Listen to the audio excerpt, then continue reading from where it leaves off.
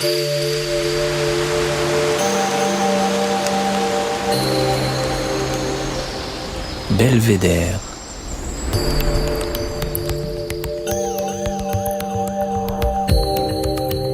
Le podcast du département de l'Isère.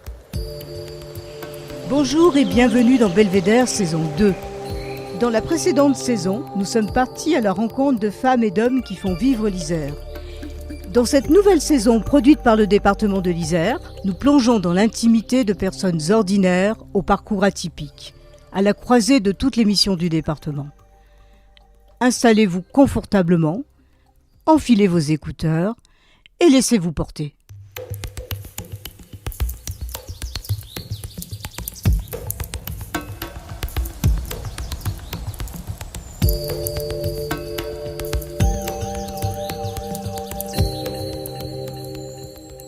Avez-vous déjà couru un marathon ?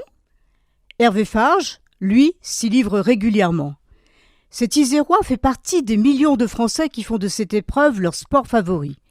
Sauf qu'Hervé ne court pas avec des baskets aux pieds, mais avec 2 lames en acier. Le marathon est pour lui une véritable thérapie. Depuis plus de 10 ans, ce sport rythme sa vie.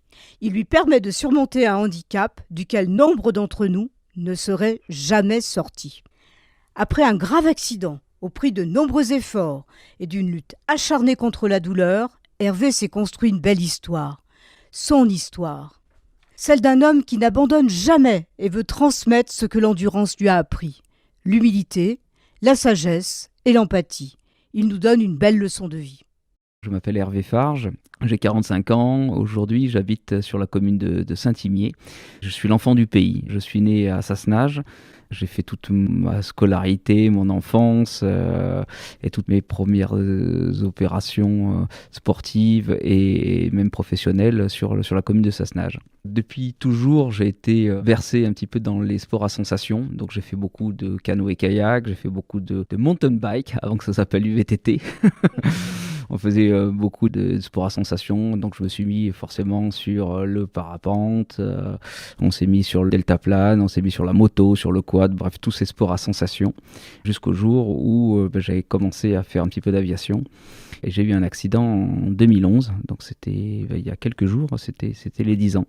J'étais le pilote, ouais. Donc j'ai décollé avec mon père de l'aérodrome d'Albertville pour direction Fréjus. Et on a eu un accident au niveau de Digne-les-Bains, un peu après Gap. Mon père est décédé dans l'accident. Et ben moi, je me suis réveillé après quelques semaines de coma. Je me suis réveillé à l'hôpital de Marseille. Et puis ensuite, j'ai été transporté sur l'hôpital des Sablons, à La Tronche. À ce moment-là, je n'ai pas de souvenir. Le corps est bien fait. C'est que je n'ai aucun souvenir de l'accident lui-même. Et heureusement d'ailleurs.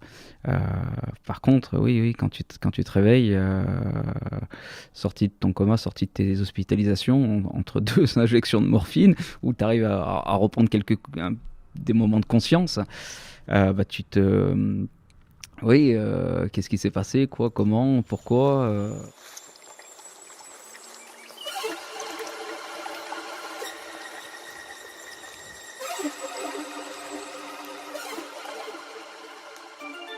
Et donc j'ai été amputé de la jambe gauche au niveau du tibia, greffé partiellement de la jambe droite. J'ai pas mal de fracas sur la colonne vertébrale, donc j'ai des plaques pour me tenir les vertèbres, pas mal de casses également sur la mâchoire et sur le bras gauche. Mon père est décédé, pas moi. On se pose 1 million de questions, donc j'ai cherché la foi pendant quelques semaines. J'ai eu beaucoup de visites, d'accompagnement de la famille, évidemment. La famille ne m'a pas laissé tomber. Ça, c'est un point qui est vraiment important dans la reconstruction après un accident de la vie qui peut arriver à tout à chacun. Ma femme m'a pas quitté, mes enfants m'ont pas quitté, ma famille aussi. Donc pour revenir sur l'accident, j'étais le tiers responsable de mon accident. Le reste de la famille ne m'a pas tourné le dos alors que mon père est décédé par ma faute. L'équipe soignante, ils ont récupéré un petit bonhomme de 35 ans complètement brisé de partout. Et puis, ils m'ont pas laissé dans un coin, ils m'ont reconstruit. Alors, que ce soit les chirurgiens ou tout le staff médical qui m'a reconstruit pendant de nombreuses semaines. Mais par la suite, je suis resté environ 1 an au centre de rééducation à Échirolles. Tout le monde s'est occupé de moi également. De l'ergothérapeute, en passant par les différents kinésithérapeutes qui se reliaient tous les jours, jusqu'à l'orthoprothésiste qui s'est occupé de moi, qui m'a fabriqué les jambes pour adapter à ma morphologie pour, d'une part, commencer la marche. J'ai été très très bien accompagné, ouais. Et ça a énormément abouti à la reconstruction, quoi.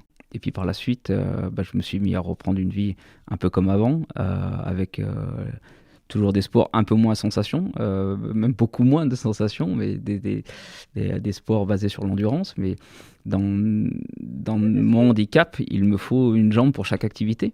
Mon accident, j'avais 35 ans. Et des gens handicapés, un peu comme tout le monde, j'en avais, oui, on en voyait, quand on les croise, ils sont de l'autre côté de la route, l'autre côté du trottoir, on n'ose pas les regarder en face, on ne sait pas comment leur parler, on se dit qu'on n'a rien en commun, qu'ils ont une vie qui est bien compliquée, on a l'impression qu'on ne peut rien partager avec ces gens-là. Et puis là, du jour au lendemain, tu te réveilles sur ton lit, merde, je suis handicapé.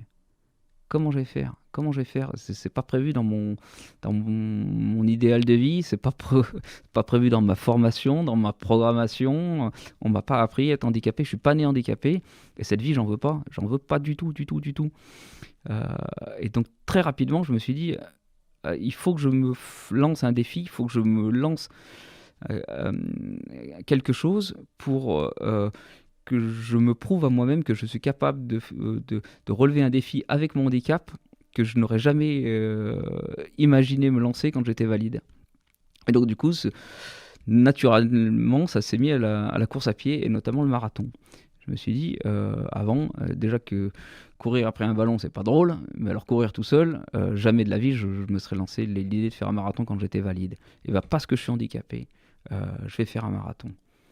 Et pour en revenir sur l'équipe médicale et l'orthoprothésiste, ils m'ont pas laissé tomber. Ils m'ont pas dit non, Hervé, tu racontes encore des salades, hein, on va peut-être te régler ta dose de morphine, tu racontes un peu n'importe quoi. Non. Je pense que s'il le dit, c'est qu'il en a besoin et ça va l'aider à se reconstruire et on va l'accompagner dans cette démarche-là. On va voir jusqu'où est-ce qu'il est capable d'y aller. Ils m'ont fabriqué les jambes et ils m'ont suivi. Ça s'est pas fait non plus en une demi-journée. C'était 1 an et demi de préparation. Moi, j'ai donc la jambe gauche qui est amputée au niveau du tibia et la jambe droite qui a été greffée partiellement, donc qui est finalement, même si c'est la mienne, c'est la plus fragile. Donc il a fallu faire une boîte en carbone pour mettre la jambe à l'intérieur et fixer une lame sur cette boîte-là. Donc je cours sur 2 lames. Et ça demande toute une adaptation pour apprendre à courir. C'est un peu comme si tu courais sur des échasses. Tant qu'on est en mouvement, ça va. Dès qu'on s'arrête, on tombe. Donc finalement, une fois que j'ai chaussé mes 2 prothèses, ça va bien pour courir, mais que pour courir. Donc on court avec, quoi, voilà. Et puis j'ai commencé à courir. Au début, c'était donc à l'hôpital Sud, avec l'équipe de kiné qui était de l'hôpital Sud, qui se dit allez, go, on va sortir du bâtiment et puis on va aller faire le tour du parking, on va lui apprendre à courir. Eux non plus, ils n'avaient jamais eu un patient qui, pendant sa rééducation, voulait apprendre à courir alors qu'il ne le faisait pas avant, hein. Donc on a commencé comme ça. Et puis en sortant de l'hôpital, ensuite j'ai rejoint un club d'athlétisme, la SPTT à La Tronche, La Tronche. Je leur ai parlé de mon projet, je veux m'inscrire à un marathon, je veux faire un marathon, j'ai jamais couru de ma vie et accompagnez-moi. Bon, ils étaient un peu bluffés ma première approche et puis go, ouais, pourquoi pas. On n'a jamais eu un membre du club comme ça, mais allez, son défi devient notre défi. Et puis tout le club s'est mis en branle, tout le monde s'est mis en marche pour m'accompagner dans ce défi-là. Et on a fait les entraînements qui étaient adaptés pour mes pathologies. Je faisais globalement les mêmes entraînements que tout à chacun, mais je ne faisais pas les séances d'étirement, par exemple, des choses comme ça. C'est 4 sorties par semaine, c'est à peu près 1h30 par sortie, ouais, 1h15 à 1h45 par sortie. Donc ça prend 6 heures par semaine. Ouais. Le premier marathon, donc c'était en avril 2015, le marathon d'Annecy. Là aussi, c'était un grand moment d'émotion. Grand moment d'émotion parce que j'avais une trouille terrible. De dire si je ne suis pas capable d'arriver à ce marathon, maintenant que j'ai averti tout le monde, je vais pas arrêter d'en parler, tout le monde m'a suivi, tout le monde est derrière moi. Il faut quand même franchir la ligne d'arrivée. Donc j'avais une trouille pas possible sur la ligne de départ. Mais tout le monde était là.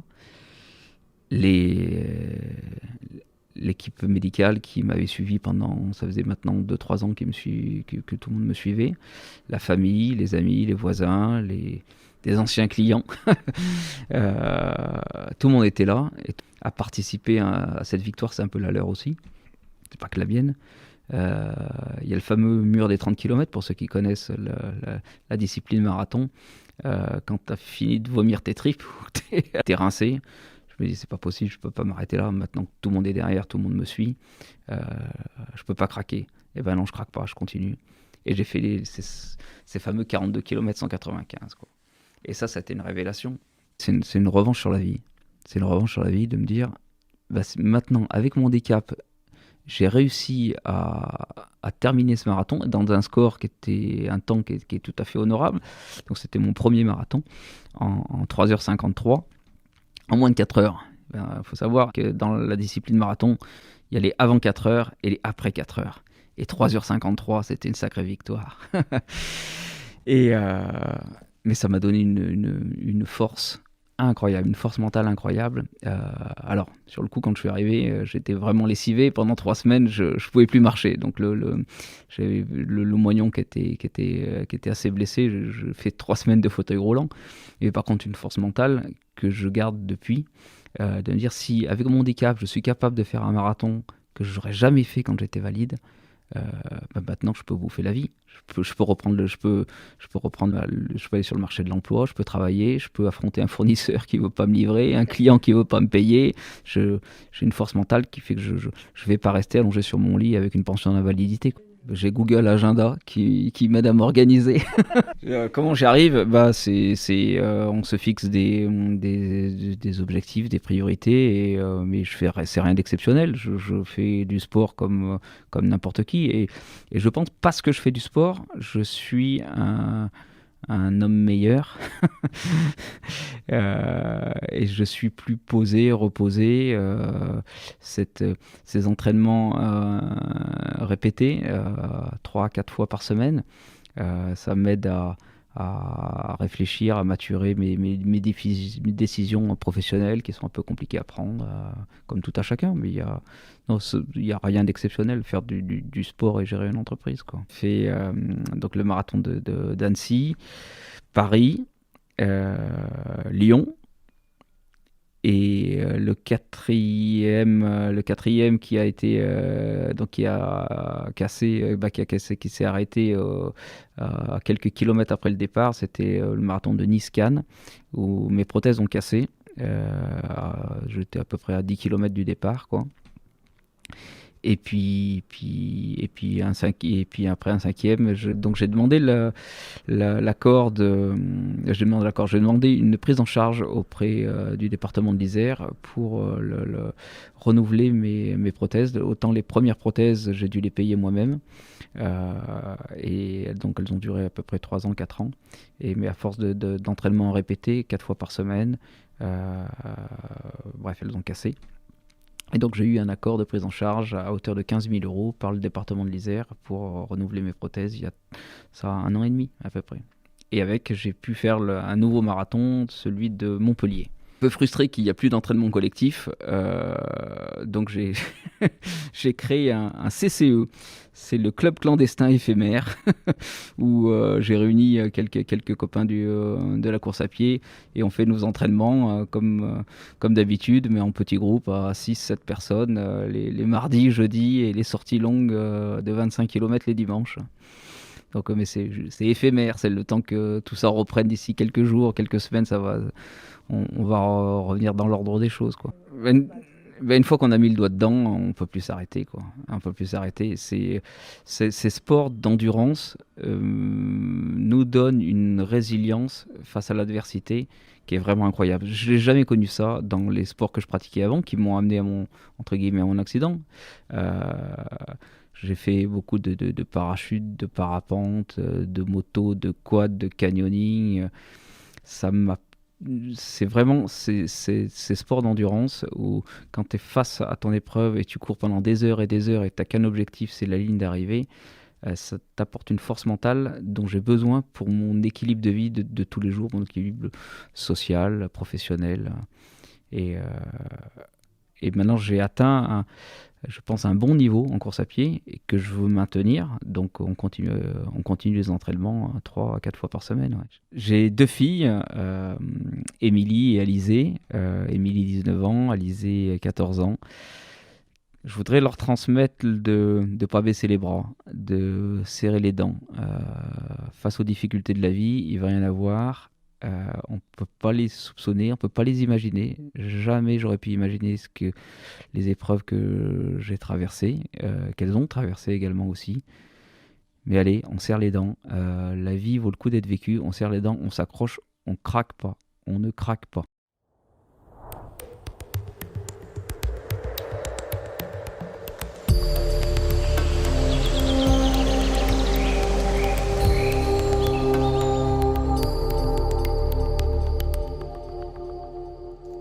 Alors aujourd'hui, j'habite au pied de la Chartreuse, sur Saint-Imier. Et puis j'ai passé une bonne partie de ma vie dans cette vallée-là du Grésivaudan. Donc j'ai fait du parapente pendant des années et des années à Saint-Thierry-du-Touvet. Alors mon belvédère, ce serait le fort du Saint-Hénard en Chartreuse.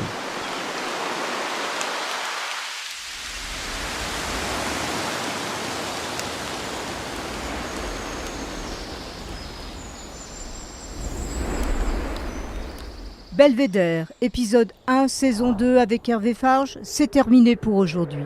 Merci de votre présence et de votre écoute. Belvédère est un podcast produit par le département de l'Isère. Les propos ont été recueillis par Annick Berlioz.